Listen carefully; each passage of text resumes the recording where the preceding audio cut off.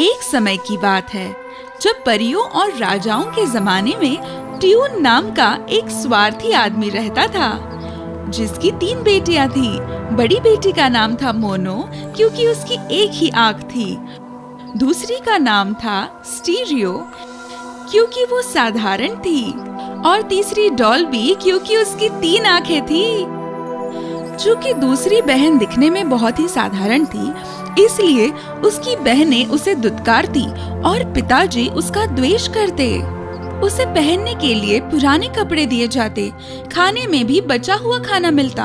एक बार हुआ यूं कि स्टीरियो को जंगल में उनकी बकरी की देखभाल करने के लिए जाना पड़ा, और उसे बहुत भूख लगी, क्योंकि उसकी बहनों ने उसे बहुत ही कम खाना दिया था।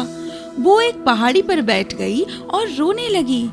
फिर वहाँ एक अच्छी जादूगरनी आई और उसने कहा, तुम रो क्यों रही हो स्टीरियो? क्योंकि आम लोगों की तरह मेरी 2 आंखें हैं, इसलिए मेरे पिताजी और मेरी बहनें मुझसे नफरत करते हैं और मुझे ठीक से खाना तक नहीं देते। आज मुझे इतना कम खाना मिला है कि मैं अब तक भूखी हूँ। मैं तुम्हारी बकरी को एक जादुई बकरी में बदल दूंगी। फिर हर बार जब भी तुम अपनी छोटी काली बकरी से कहोगी, छोटी सी बकरी खाना दो, भूख मेरी तुम मिटा दो, और तुरंत बकरी नाचने लगेगी और तुम्हारे सामने खाने से भरा टेबल प्रकट होगा, जिससे तुम जितना चाहे खा सकती हो। और जब तुम्हारा पेट भर जाए तब तुम्हें कहना होगा, छोटी बकरी अब रुक जाओ, पेट भर गया, अब खाना लेकर जाओ। इतना कहकर जादूगरनी गायब हो गई और स्टीरियो गाने लगी, छोटी सी बकरी खाना दो, भूख मेरी तुम मिटा दो। और तुरंत ही काली बकरी नाचने लगी और स्वादिष्ट खाने और पकवानों से भरा एक टेबल सामने प्रकट हुआ। स्टीरियो खाने लगी और जब उसका पेट भर गया तब उसने कहा, छोटी बकरी अब रुक जाओ, पेट भर गया, खाना लेकर जाओ। और सब कुछ तुरंत गायब हो गया। शाम होते ही वो अपनी बकरियों के साथ घर गई और उसे एक मिट्टी की थाली दिखी जो उसकी बहनों ने उसके लिए छोड़ी थी, जिसमें उसका झूठा खाना था। उसने खाने को हाथ नहीं लगाया। 1-2 बार तो बहनों ने इस चीज को नजरअंदाज कर दिया, लेकिन अब तीसरे दिन भी उसने यही किया। तब वे चौंक गई और कहने लगी, स्टीरियो के साथ कुछ तो गड़बड़ है। उसने 2 बार खाना वैसे ही छोड़ा है। उसने खाने को हाथ तक नहीं लगाया। शायद उसे गुजारा करने का कोई दूसरा तरीका मिल गया है। इसलिए उन्होंने तय किया कि मोनो उसके साथ जाएगी, और जब वो बकरियों को चरने के लिए छोड़ देगी तब मोनो ध्यान रखेगी कि कौन स्टीरियो के पास आता है और उसे खाना या पानी देता है। जब स्टीरियो निकलने वाली थी तब मोनो ने उसे कहा कि वो भी उसके साथ आएगी और देखेगी कि वो बकरियों का ठीक से ख्याल रखती है या नहीं। स्टीरियो को पता चल गया कि उसकी बहनें क्या सोच रही थी, और वो बकरियों को बहुत अच्छे घास के पास ले गई और उसने कहा, आओ मोनो, बैठ जाओ, मैं तुम्हारे लिए गाना गाती हूँ। मोनो बैठ गई, लेकिन धूप में इतनी देर चलने की वजह से वो बहुत थक चुकी थी। स्टीरियो अपनी बहन मोनो के गहरे नींद में जाने तक गाती रही। जैसे ही उसे गहरी नींद आई, उसने टेबल मंगाया और खाना पीना पूरा कर लिया। जब मोनो की आंख खुली तब तक टेबल गायब हो चुका था, और उसने अपनी बहन से कहा, चलो अब हम घर चलते हैं। फिर दोनों घर पहुंची, और जब पिताजी ने देखा कि स्टीरियो ने खाने को हाथ तक नहीं लगाया है, तब उन्होंने मोनो से पूछा कि उसने क्या देखा। मोनो ने कबूल किया कि वो तो सो गई थी। अगली सुबह पिताजी ने डॉल्बी को अपनी बहन स्टीरियो का पीछा करने के लिए कहा। इसलिए डॉल्बी ने अपनी बहन से कहा कि वो उसके साथ चलेगी, लेकिन स्टीरियो ने उसके इरादे समझ लिए और दोबारा वो बकरियों को सबसे बेहतरीन जगह पर घास खिलाने ले गई। फिर उसने अपनी बहन को बिठाया और गाने की इच्छा दर्शाई। डॉल्बी ने उसकी बात मान ली। स्टीरियो पहले की तरह गाने लगी। धीरे धीरे डॉल्बी ने अपनी 2 आंखें बंद कर ली और सो गई, लेकिन उसकी तीसरी आंख खुली थी।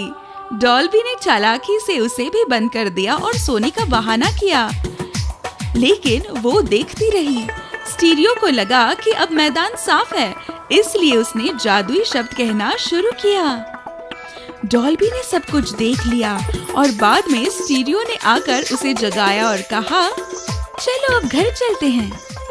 जब वे घर पहुंची तब डॉल्बी ने अपने पिताजी को बताया कि अब वो जानती है स्टीरियो क्यों बचा हुआ खाना नहीं खाती।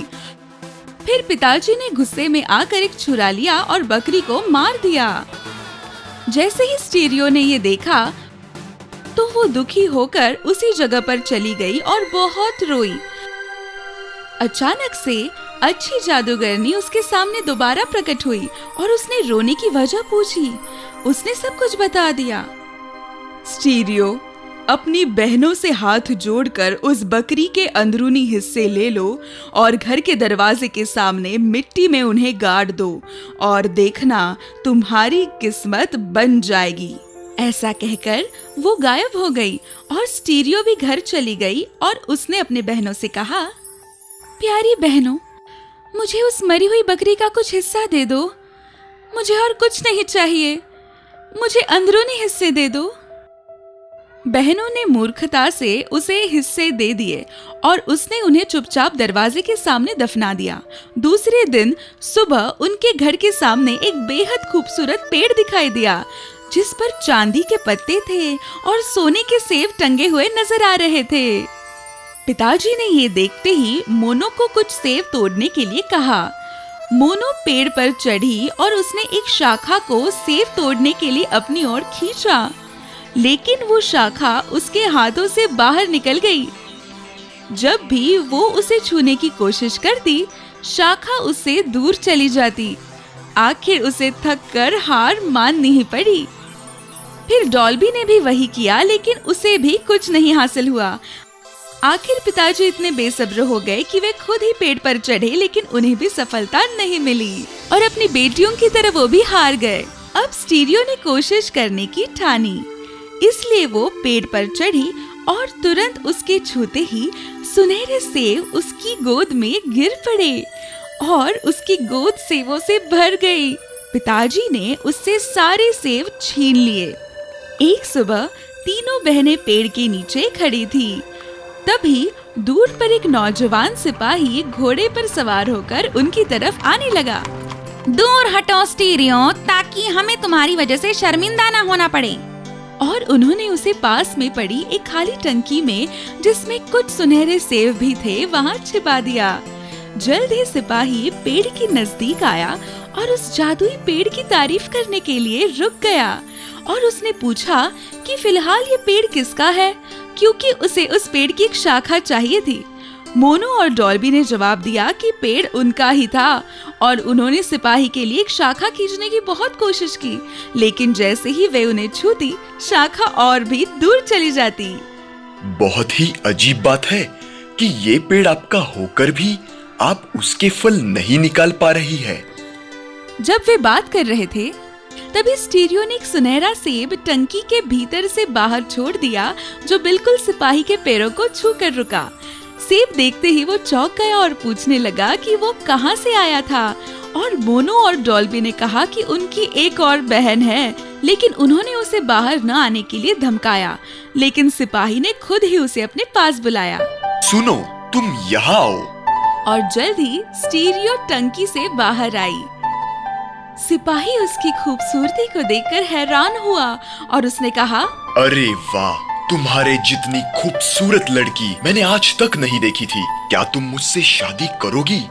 मैं तुम्हारी हर एक ख्वाहिश पूरी कर सकता हूँ। हाँ, मैं तुमसे शादी करूंगी, और हाँ, मेरी एक शर्त है कि तुम मुझे अपने साथ ले जाओ, क्योंकि यहाँ मैं भूख और प्यास से परेशान हूँ और सुबह से शाम तक दुखी रहती हूँ। तुम मुझे बचा लो, मुझे बचाओ।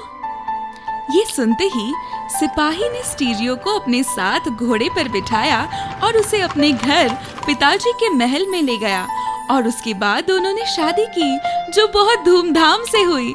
वो पेड़ अब भी स्टीरियो का ही है और उसके सिवा कोई दूसरा उसे ना तो छू सकता है और न ही काट सकता है। कहानी पूरी हुई।